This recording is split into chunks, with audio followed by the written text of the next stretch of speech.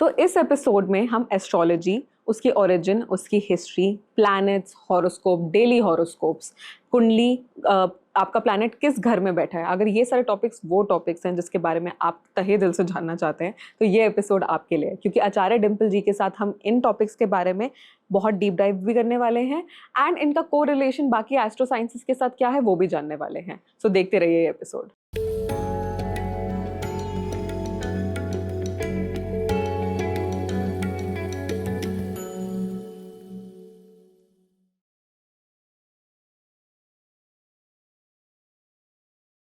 Welcome to the star speaks podcast. आज हम आचार्य डिम्पल जी के साथ बैठे हैं। इस एपिसोड में हम उनके बारे में जानेंगे और एस्ट्रोलॉजी क्या होती है, हॉरोस्कोप क्या होता है, प्लैनेट्स क्या होते हैं, उनका हम पे असर क्या होता है, वो सब जानेंगे। But before getting into that मैं थोड़ा आचार्य डिम्पल जी से पूछना चाहूंगी कि आप थोड़े अपने बारे में बता दीजिए सो दैट हमारे जो ऑडियंस है जो इतनी ईगर है वो थोड़ा आपके बारे में समझ पाए एंड फिर हम एक्चुअल क्वेश्चंस के ऊपर जा पाएंगे। ओवर टू यू डिम्पल जी।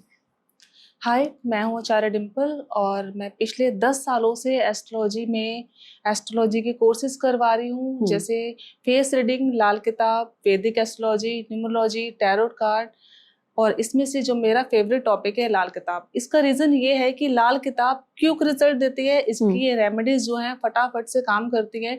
जैसे कि एग्जांपल, कोई भी आपको सडनली प्रॉब्लम हुई, घर में मारपीट हो रही है, लड़ाई झगड़ा हो रहा है, तो हमें चाहिए कि तुरंत के तुरंत रिजल्ट आना चाहिए। तो हमने शॉर्ट कोई भी उपाय लिया। एग्जाम्पल के लिए राहु से रिलेटेड प्रॉब्लम है, लड़ाई झगड़ा है, तो हम फटाफट शॉर्ट चाय पत्ती लेंगे जो हमारे किचन में होती है, जैसे कि घर की लेडीज को पता है। थोड़ी सी चाय पत्ती लेंगे और अपने से एंटी क्लॉकवाइज मारेंगे और फ्लश कर देंगे। आप देखेंगे 5 से 10 मिनट में प्रॉब्लम जो है सॉल्व हो जाएगी। ओके, ठीक है। हम लाल किताब के बारे में बहुत इंट्रिग्ड हैं, बट उसमें घुसने से पहले हम थोड़ा फर्स्ट क्लास में आना चाहेंगे। लाइक व्हाट इज एस्ट्रोलॉजी, मतलब कि एस्ट्रोलॉजी एंड उसका प्लैनेट से क्या रिलेशन होता है। जो आजकल लोग पहले बहुत होता था, आजकल लोग फोन पे पढ़ने लग गए हैं, बट पहले जैसे न्यूज़पेपर में डेली हॉरोस्कोप आता था, उसमें प्लैनेट का क्या रिलेशन, आप थोड़ा सा मुझे उस बारे में बताइए।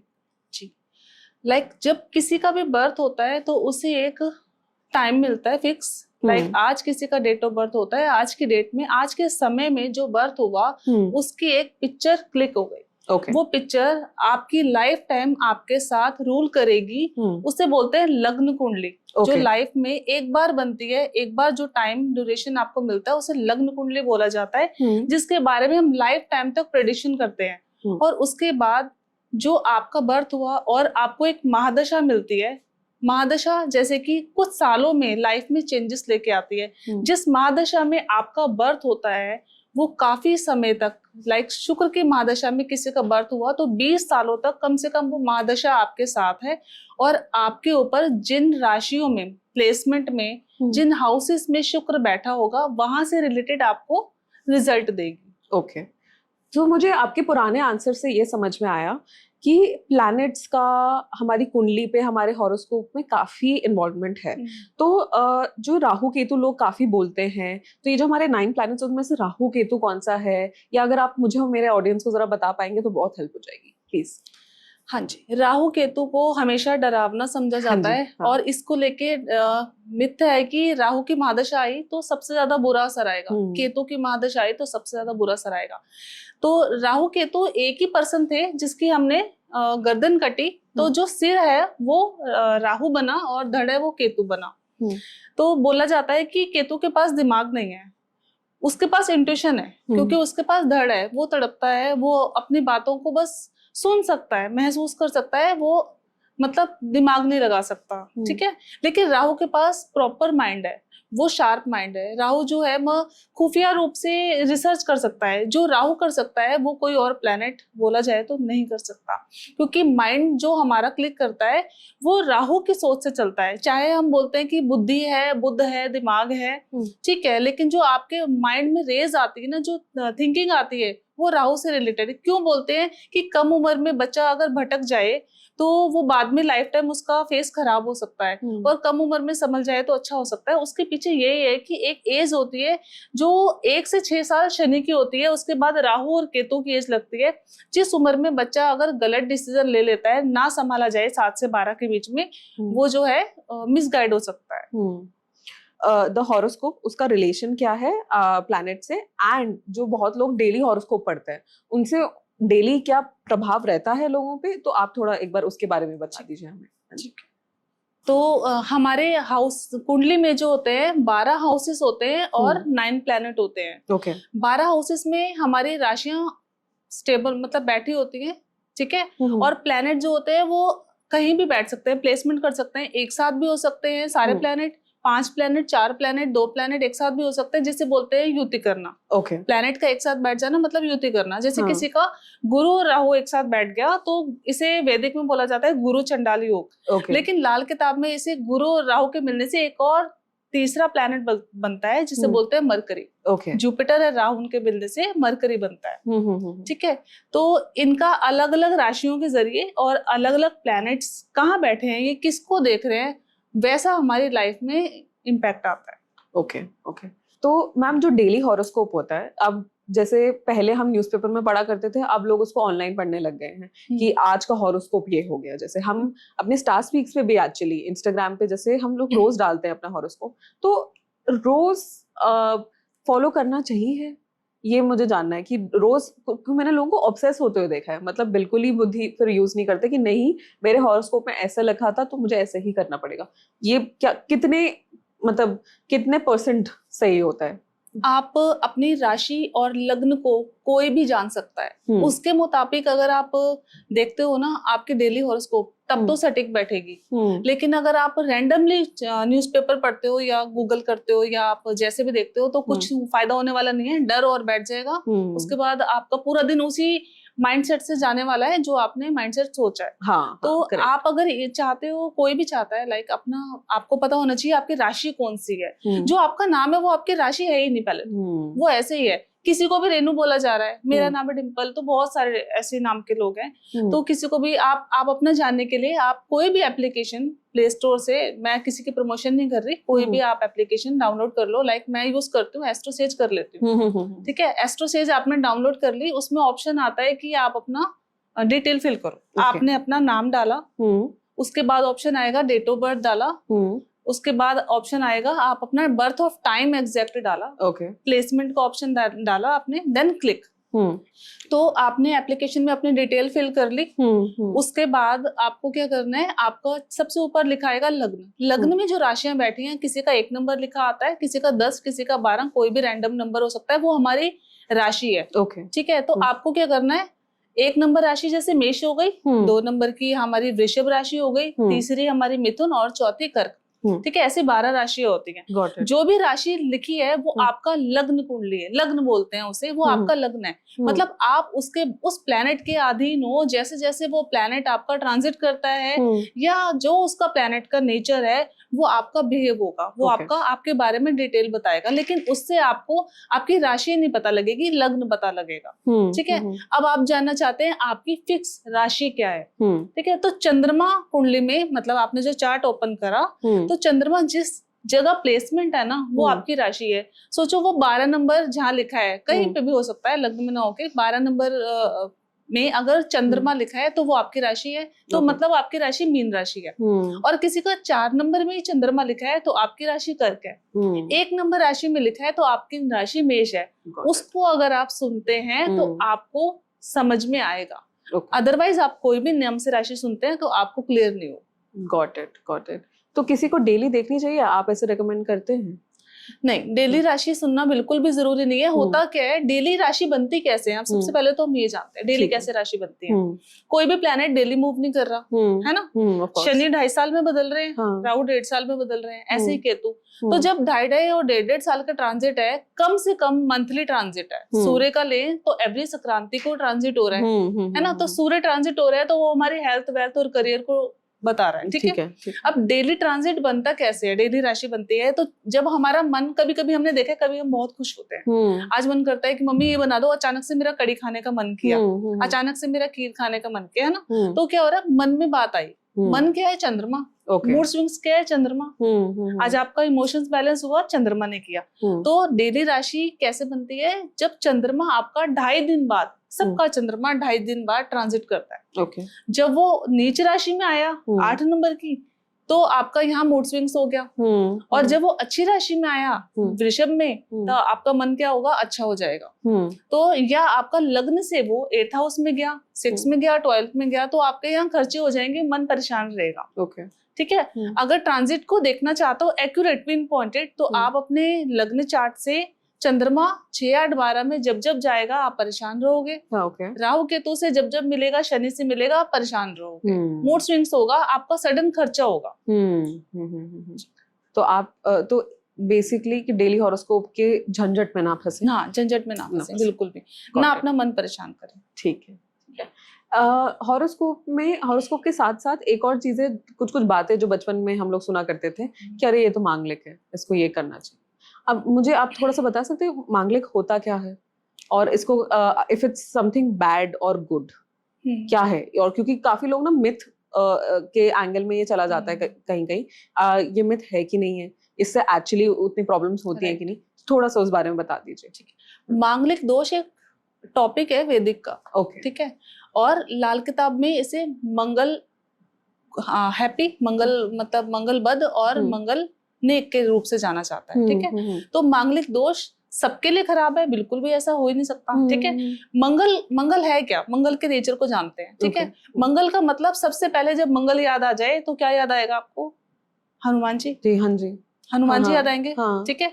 लाल रंग याद आएगा, केसरी रंग याद आएगा, एनर्जी होगी। जिम में क्या यूज करते हैं, क्या होता है जिम में? डंबल्स। एनर्जी लगती है वहां पे। ठीक है। जिस भी जगह एनर्जी यूज हो रही है वहां पे मंगल। ठीक है। तब जब एनर्जी आपकी पॉजिटिव में जा रही है तो मंगल अच्छा है, एनर्जी नेगेटिव हो रही है तो मंगल खराब है। ठीक है। तो मंगल मांगलिक दोष अगर सबसे पहले होता कैसे हम वो जानते हैं। लाइक मंगल किसी का 1st हाउस में, 7th हाउस में, 8th हाउस में और 12th हाउस में चला जाता है तो मांगलिक दोष बनता है। लेकिन अगर वहीं किसी का मंगल अच्छा हो तो ऐसा इंसान आर्मी के लिए मंगल बन जाएगा। आर्मी वाला तो पिस्टल लेके खड़ा है, वो भी तो एनर्जी लगा रहा है, मंगल है, पॉजिटिव है। ठीक है। और दिन दिहाड़े चोरियां भी हो रही हैं, वो भी तो एनर्जी लगा रहे हैं, वो भी मंगल है। ठीक है। मंगल पॉजिटिव भी है, मंगल नेगेटिव भी है। तो कभी भी ये सुनना आपको पता लग जाए कि आपकी किसी ने आपको बोल दिया, पंडित जी ने बोल दिया, किसी ने बोल दिया कि आप मांगलिक हो, तो डरने वाली बात ही नहीं है। सबसे पहले ये सोच लो आप एनर्जेटिक हो। ठीक है। अगर आपका मंगल नेगेटिव होगा ना तो आपसे उठा ही नहीं जाएगा, हेल्थ इश्यू होंगे, लड़ाई झगड़े का मन करेगा और ब्लड से रिलेटेड प्रॉब्लम आएगी। Got it. ठीक है। और वह अगर मंगल नेक होगा, मतलब पॉजिटिव होगा ना मंगल, तो आपका क्या होगा, 2 लोगों को ना मार पड़ रही है सड़क पे, 2 लोगों की पिटाई हो रही है और मंगल अच्छा वाला बोलेगा ओए इसको क्यों मारा, इसके लिए वो खड़ा हो जाएगा लड़ने के लिए। जो वो स्टैंड ले रहा है, वो लोगों के लिए स्टैंड ले रहा है, वो मंगल अच्छा वाला है। तो मांगलिक दोष के चक्कर में पड़ने की जरूरत ही नहीं है। कोई हॉरोस्कोप में मतलब आपको नेगेटिव फील आ रही है तो सोचने की जरूरत नहीं। आप देखो क्या आप लोगों का हक मारना सीख रहे हो, लड़ना झगड़ना सीख रहे हो, ऐसा हो रहा है तो, या आपको ब्लड से रिलेटेड प्रॉब्लम है, लड़ाई झगड़े में बहुत पड़ते हो, तो मंगल के नेगेटिव सिम्टम है। और दूसरों के लिए भला करते हो, दूसरों के लिए हक के लिए लड़ते हो। मम्मी पापा मना करते हैं कई बार कि दूसरों के मतलब लड़ाई हो रही है, आपके बीच में कूद पड़े, पर हम जो है बीच में रहते ही नहीं है। ऐसा बच्चा बीच में लोगों के लिए हक के लिए लड़ना छोड़ ही नहीं सकता, तो वो मंगल पॉजिटिव है। ऐसे ही इंसान डॉक्टर बनते हैं, आर्मी में जाते हैं और जिम के कोच बनते हैं, सर्जन बनते हैं। Got it. ऐसे आपके पास भी लोग आए हैं कभी कुछ पूछने? हाँ, यस। मेरे साथ एक दिन मैं ट्रैवल कर रही थी कहीं, तो मेरे साथ मुझे कोई बैठे हुए मिले। होता है ना कि कई बार हम किसी के फेस रीडिंग करते हैं तो पता चलता है एस्ट्रोलॉजर है, हमारे बारे में कुछ बता सकते हो। किसी ने बोला हाँ बता सकते हैं, तो वहीं हमने डेट ऑफ बर्थ फिल किया, हम मांगलिक हैं। किसी ने बोला हम मांगलिक हैं। काम क्या करते हैं?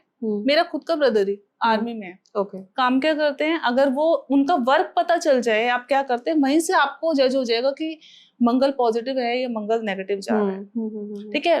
कुछ डिस्कशन नहीं करेंगे, किसी का टॉपिक नाम डिस्कशन नहीं करेंगे, लेकिन कुछ क्लाइंट हमारे पास ऐसे आते हैं जिनका ऊपर की इनकम 2 नंबर का काम है, शॉर्ट्स ट्रेडिंग से रिलेटेड भी बोल सकते हैं हम। अब इसको 2 नंबर नहीं बोलेंगे, बोले तो लोगों की वर्डिंग है ऐसी कि हम ये काम करते हैं, लेकिन वो काम करते हैं राहु का।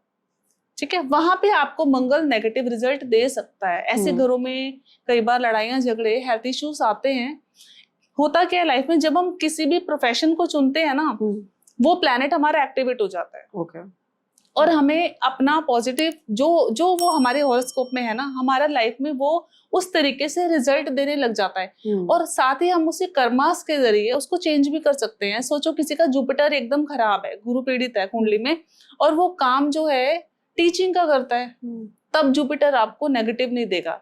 लेकिन वो टीचिंग का करके वहां पे सबके साथ नेगेटिव हो रहा है, मतलब हम कमीशन ले रहे हैं, ऊपर की इनकम ले रहे हैं, कुछ गलत कर रहे हैं, तो वहां पे आपका जुपिटर, क्योंकि गुरु क्या है धार्मिक, राहु क्या है खुराफाती, रॉबिनहुड।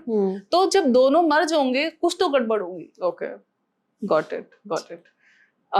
तो हम ऐसा भी हो सकता है कि जब बच्चे कॉलेज से निकलने वाले होते हैं या कॉलेज जाने भी वाले होते हैं, अपनी पढ़ाई का, अपना आगे का कोई भी करियर पाथ चूज करने वाले होते हैं, तब भी हमें अपना कुंडली या अपनी एस्ट्रोलॉजी या उसको कंसल्ट करना चाहिए कि विच career path to take?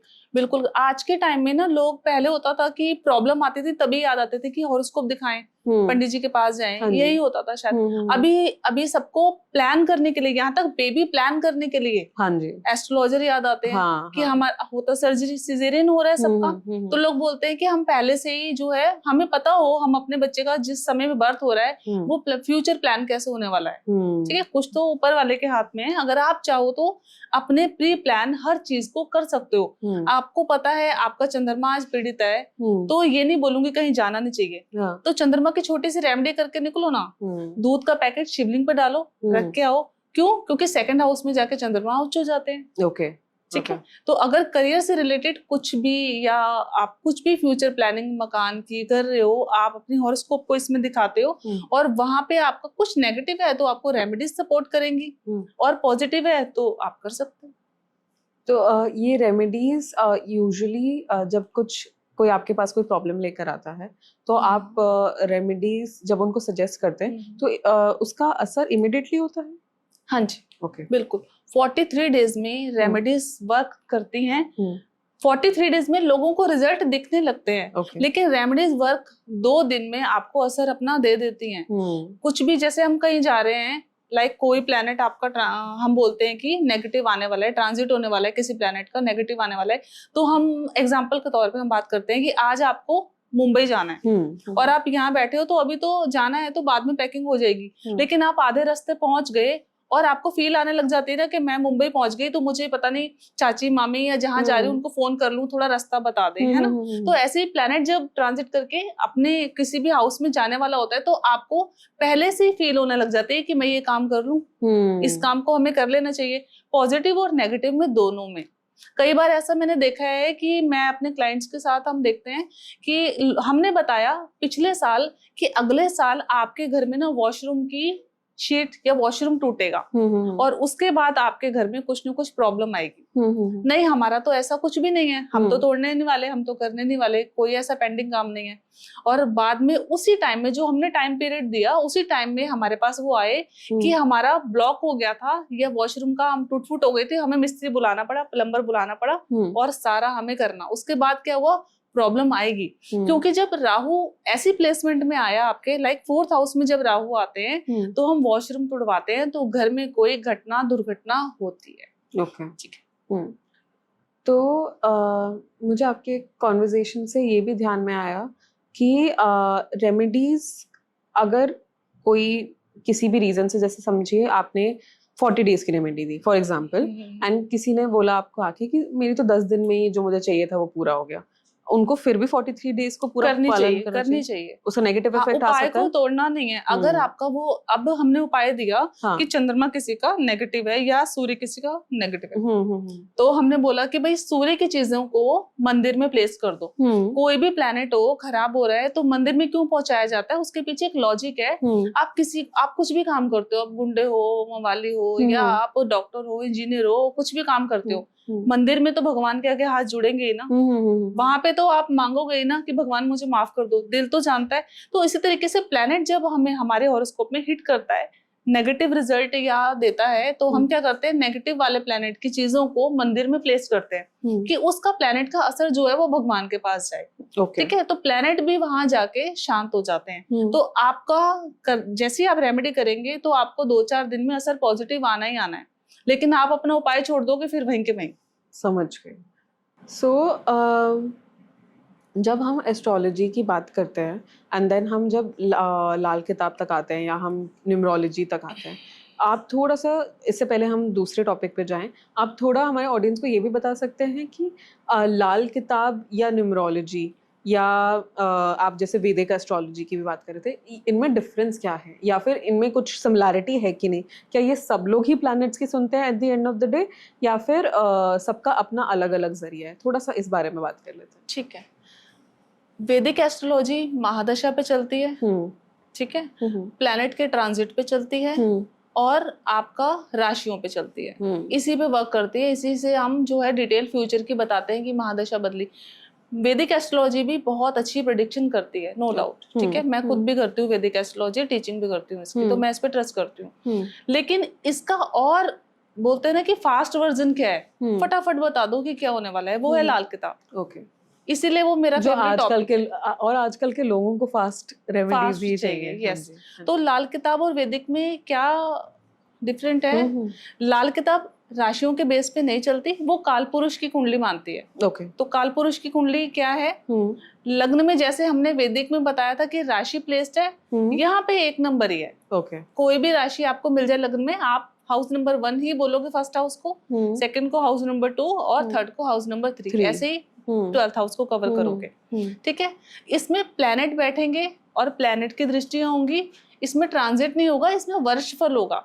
Suppose लाल किताब में आपने गुरु किसी का 3rd हाउस में बैठा है, तो हम बोलते हैं 3rd हाउस पड़ोस को बताता है, नियर आपके कुलीग्स को बताता है, तो हम बोलेंगे आपके जो फ्रेंड्स है ना वो बड़ी उम्र के हैं, आप बड़े मतलब पब्लिकल इमेज का आपको बहुत टेंशन है और आपके आसपास कोई टेम्पल, धर्म स्थान, कोई टीचिंग से रिलेटेड काम जरूर होता है, क्योंकि वो 3rd हाउस पड़ोस का है, ठीक है। ऐसे ही लाल किताब आपको बताती है कि किस साल आपके साथ क्या घटना हो जाएगी और कब उसका मतलब आपको असर मिलेगा। लाल किताब वर्षफल और मंथ कुंडली तक बताती है। Okay, okay, got it. Dimple ji, थोड़ा ना हॉरोस्कोप के बारे में थोड़ा और जान लेते हैं बिफोर वी गो इनटू थोड़ा न्यूमरोलॉजी, लाल किताब के बारे में जब तक हम पहुंचे, थोड़ा हॉरोस्कोप में जानते हैं कि कौन से किस हॉरोस्कोप या किस राशि का बोला जाए तो थोड़ा पर्सनालिटी ट्रेट, कितना एक्यूरेसी होती है, उस हिसाब से आपके रिलेशनशिप्स में कितना फ़र्क आता है, तो थोड़ा आप उस बारे में बता दीजिए, फिर हम उसको और डीप डाइव करेंगे। हॉरोस्कोप में क्या जानना है? प्लैनेट्स, राशियां। लेट्स स्टार्ट विद राशियां। हाँ, ठीक है। आपकी क्या राशि है? मेरी है पाइसेस, मीन राशि है। हाँ जी, मतलब 22 फरवरी का मेरा बर्थ डेट है। हाँ, ओके, तो ओके। चंद्रमा जिस राशि में बैठता है वही राशि बनती है, ठीक है। हाँ, सबसे पहले हाँ, तो अगर आपकी मीन राशि है तो आप ड्यूअल साइन हो, ड्यूअल पर्सनालिटी, कंफ्यूजन पर्सनालिटी। मैं ये करूंगी, मैं ये भी करूंगी, क्योंकि उसमें सिंबल क्या है? फिश का। हाँ जी, वो दैट फिश का ना, फिश का एक मुंह इस तरफ है, एक मुंह इस तरफ है। मतलब लग रहा है कि डायरेक्शन क्या है, मतलब इस तरफ जाना है, इस तरफ जाना है, पता ही नहीं है। आज तो आप बोल दोगे कि ठीक है मैं आज आपसे मिलती हूँ, मिलने आ रही हूँ, थोड़ी देर में ही आप शाम को बोलोगे सॉरी मैं नहीं आ पाई। आप राइट टाइम राइट प्लेसमेंट जल्दी से नहीं पहुंच पाओगे। ऐसे में आपका डबल माइंड होता है, आप अपने लिए बातों को जो है मना कर सकते हो। कई बार मैंने ये तक देखा है, मेरे पास कुछ मेरे स्टूडेंट्स हैं जो ये लग्न या राशि वाले हैं, उनका क्या होता है, रिश्ता देख लिया, मम्मी ने रोके के लिए बात कर ली, लड़का पसंद कर लिया और वो थोड़े दिन बोलेंगे लड़का ठीक नहीं है, मना कर दो, ठीक है। ऐसे लोगों की बार बार कंफ्यूजन्स बनी रहती है लाइफ में, स्टेबिलिटी नहीं हो पाती। सिर्फ उसके पीछे रीजन यही है कि वो अपना डिसीजन जो है क्लियर नहीं कर पाते, कंफ्यूज में रहते हैं हमेशा। मैंने अपने ही घर में, जैसे मैं अपना अगर घर की बात करूं तो मैंने अपने ही घर में देखा है कि 3 लोग हैं पाइसेस, तीनों का हाव भाव डिफरेंट है। तो मतलब कि जैसे मैं हूँ तो मैं बहुत ही ऐसे लेट्स से मैं बहुत कॉन्फिडेंट पर्सनालिटी अगर मैं ले लूँ, तो पर जो मेरी फैमिली में एक और मेंबर है वो भी पाइसेस हैं, शी इज कम्प्लीटली ऑपोजिट। अलग अलग, ठीक है, ठीक है। होता क्या है कि राशि चंद्रमा से बनती है, हाँ जी, और लग्न हमारा, लग्न में जो राशि बनती है वो होता है, तो दोनों हमें कवर करेगी, ओके, ठीक है। 50% लग्न का, 50% राशि का। इसका मतलब आपका लग्न चेंज होगा, ठीक है। हो सकता है आपका लग्न ऐसा हो जो आप स्ट्रेट फॉरवर्ड हो, स्टिक डिसीजन हो, तो आपका वहां पे क्या हो जाएगा, एक तरफ तो मन मजबूत है कि मैंने करना है तो करना ही है, और एक तरफ आपका दिल अंदर से आपको रोकेगा, नहीं छोड़ दे यार, इस काम को मत कर, कभी और देख लेंगे। क्या इस चीज को इंट्यूशन भी कहते हैं? हाँ जो आप जैसे अभी बताया आपने एक वर्ड यूज किया, मुझे उस पे याद आया कि अगर मेरा एक राशि मुझे कह रहा है कि नहीं नहीं करते हैं वो दैट हार्ट वाली चीज, वो इंट्यूशन कह सकते हैं उसे? नहीं, इंट्यूशन आपको चंद्रमा देता है बस। अच्छा। ठीक है, चंद्रमा इंट्यूशन देता है आपको, और मरकरी जो है वो आपको कंफ्यूजन में लेके आता है कि कर ले। यस, चंद्रमा और मरकरी के मिलने से आपस में दृष्टि संबंध हो जाएगी, आपस हाँ। में एक साथ बैठ जाए तो उसको तो डबल माइंडेड, दिल कभी दिमाग, कभी दिल कभी दिमाग, आप ऐसे ही रहोगे। ठीक है, आप अपने बारे में, जैसे कि मैंने आपको अभी थोड़ी देर पहले ही बताया है कि आप अपना किसी भी एप्लीकेशन में जाओ, डेट ऑफ बर्थ, नाम, डिटेल फिल करो, आप अपने चंद्रमा से और लग्न से दोनों राशियों के डिटेल देखो, आप देखोगे दोनों मैच करेंगे आपके साथ, ये भी हो रहा है और वो भी हो रहा है। तो अगर किसी को थोड़ा अपने बारे में और जानना है तो दोनों देखो। हाँ, दोनों चंद्रमा से आप अपनी इनफ, चंद्रमा भी इनफ है, लेकिन दोनों देखो डिटेल में जाना है तो। ये चीजें हमें तब भी देखनी चाहिए जब हम कोई जॉब ढूंढ रहे हैं या कोई लाइफ पार्टनर ढूंढ रहे हैं, रिलेशनशिप वगैरह। नहीं, जॉब से राशि का क्या यही मतलब? जानना चाहती हूँ। हाँ। जॉब से राशि का क्या मतलब, लग्न का क्या मतलब बोलते हैं। हाँ। ठीक है, लग्न से आपका हेल्थ, आपका कॉन्फिडेंस, आपका ऑरा, आपकी पब्लिक रेपो के बारे में जाना जाता है, क्योंकि वो आपका लग्न है ना, वो आपकी बॉडी है, वो आपको, वो जब जब जैसे जैसे ट्रांजिट हो रहा है आपको बताएगा। 4 नंबर लगना है, बस एक ही ऑप्शन है, 4 नंबर लगना है, तो चंद्रमा बार बार बदल रहा है, तो ऐसे लोग आज रो रहे हैं, कल हंस रहे हैं, परसों फिर वो गुस्से में हो रहे हैं, उनका मूड स्विंग्स हमेशा रहेगा। कर्क लगन, कर्क राशि, ऑलवेज मूड स्विंग्स, उनका कोई पता नहीं है, वो कभी भी गुस्सा कर सकता है, क्योंकि चंद्रमा हर 2.5 दिन में राशि को बदल रहा है। ठीक है, बाकी कंडीशन में कम से कम 1 मंथ तो जाएगा ना। सूर्य 1 मंथ में ट्रांजिट करेगा। ठीक है, बाकी प्लेनेट, जब मंगल आपको 45 डेज में ट्रांजिट करेगा, जैसे प्लेनेट के ट्रांजिट होंगे, अगर आपका लग्न वो है तो हाँ असर आएगा। Got it. तो अगर किसी को करियर के लिए, अब करियर पे कमिंग बैक, हाँ, तो उसके लिए देन क्या देखना चाहिए? करियर के लिए करियर को है, करियर हम देखते किससे हैं? काम से देखते हैं, और काम मतलब मेहनत। ठीक है, मेहनत देता है शनि। करियर का सीधा सीधा संबंध 6th हाउस और शनि से है। अगर आपका सैटर्न पीड़ित है, केतु के साथ है, राहु के साथ है, तो आप पूरी लाइफ करियर में स्ट्रगल।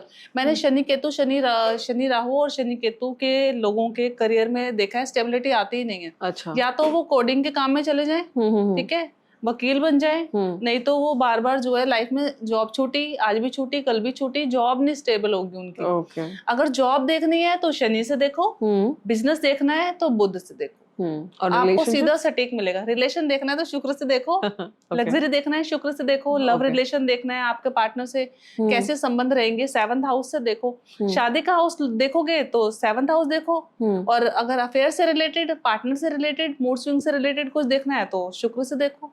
मूड स्विंग्स मतलब पार्टनर का। समझ गई। मैम, एक और चीज़ मुझे जाननी थी इसमें, बिफोर हम दूसरे अपने टॉपिक पे बढ़े। जब हम कोई भी एस्ट्रोलॉजी या हॉरोस्कोप या लग्न या कुंडली की बात करते हैं, उसके अंदर जब आपके पास भी लोग आते हैं तो आप कैसे, मतलब जब आप किसी को कंसल्ट करते हैं तो आप कैसे डिसाइड करते हैं कि आप किसके थ्रू उनको कंसल्ट करें? आप लाल किताब देखते हैं? मैं वैदिक एस्ट्रोलॉजी से, अगर कोई क्लाइंट बोलता है भाई आप भृगुनंदी नाड़ी से बताओगे, हाँ जी, उससे आप कह रहे हो तो हम भृगुनंदी नाड़ी से बता देंगे। अच्छा। ठीक है, लेकिन मेरे पास वैदिक, लाल किताब, भृगुनंदी नाड़ी, टैरोट सभी है। हाँ। अगर सामने वाला कहता है मुझे इस टॉपिक से जानना है तो हम उस टॉपिक से बताएंगे, नहीं तो मेरे को प्रॉब्लम नजर आनी चाहिए। भाई चार्ट ओपन हुआ, उसकी अभी की प्रॉब्लम है, सबसे सटीक प्रॉब्लम है, वो उसको बता दो, वो आपका फैन हो जाएगा। आप आए हो मेरे पास, और इस समय का जो तुरंत मैंने बताया, भाई इस समय तो बिजनेस पिट चुका है, स्कैंडल हो चुका है, बैंक करप्ट हो चुके हो, उसको क्या मतलब मैंने BNN से बताया या मैंने वैदिक से बताया, सामने वाले को कोई नहीं है ना, उसको क्लाइंट को क्या चाहिए? सेटिस्फेक्शन, मेरी प्रॉब्लम दूर होनी चाहिए। सोल्यूशन कहाँ से मिल रहा है वो आप देख लेते हो। Got it. तो आज हमने डिम्पल जी के साथ एस्ट्रोलॉजी के बारे में, हॉरोस्कोप के बारे में, कुंडली के बारे में और इनके को रिलेशन के बारे में बहुत कुछ जाना। अगर आपको कोई भी डीप डाइव करना है या कंसल्टेशन चाहिए या अपने पर्सनल इश्यूज के बारे में कुछ भी डिस्कस करना है, डिम्पल जी के सारे कॉन्टैक्ट डिटेल्स हमने अपने डिस्क्रिप्शन में डाल रखे हैं। एंड अगर इस एपिसोड के बारे में आपका कोई भी डाउट है, कोई भी क्वेश्चन है, तो आप प्लीज़ कॉमेंट कीजिए and we'll make sure that we will reply to you ASAP.